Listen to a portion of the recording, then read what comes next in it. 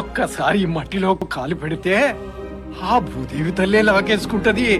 Monday కొలిమి నడగందే తెలియదే మన్ను కాదు ఇది స్వర్ణమంటూ చూపాలంటే పండే పొలము చెబుతుందే పదునుగా నాటే నాగలి పోటే చేసిన మేలను. రైతు ఒక్కడే.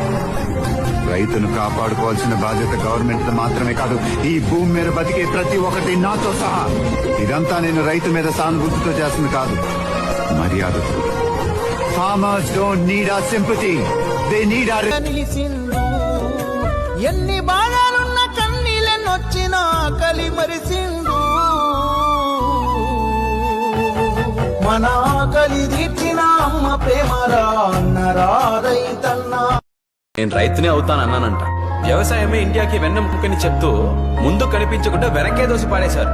ఇది అర్థం చేసుకోకుండా మనం బతుకుతున్నాం. కొంతమందికి ఇది అర్థమై ఐటీ జాబ్ వదిలేసి వ్యవసాయానికి వస్తే బతకడం చేత కాని వాడిని వాటిని చూసి నవ్వుతున్నారు. కొంతమంది అయితే వ్యవసాయం చేసేవాడికి పిల్లనే ఇవ్వకూడదని పట్టుబడుతున్నారు. కానీ ఇండియాలో మాత్రం చదువుకున్నవాడు వ్యవసాయం చేయకూడదు, చదువుకుని వాడు మాత్రమే వ్యవసాయం చేయాలనేది తలరతైపోయి. పుట్టించేవాడు దేవుడైతే పండించేవాడు దేవుడే. మనమంతా రైతులని కాళ్ళు ఎగరేసుకొని జరగాలి.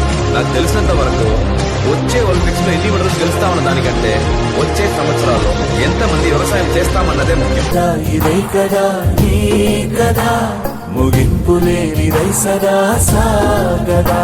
నిస్వార్థమెంత గొప్పదో ఈ పదము రుజువు కట్టదా. సిరాలు లక్ష వంపదా, చిరాక్షరాలు రాయదా. నిసీధి ఎంత చిన్నదో నీ కంటి చూపు చెప్పదా. నీలోని వెలుగు పంచగా విశాల నింగి చాలదా. మనుష్యులందు నీ కథా మహర్షిలాగా సాగదా. మనుష్యులందు నీ కథా మహర్షిలాగా సాగదా.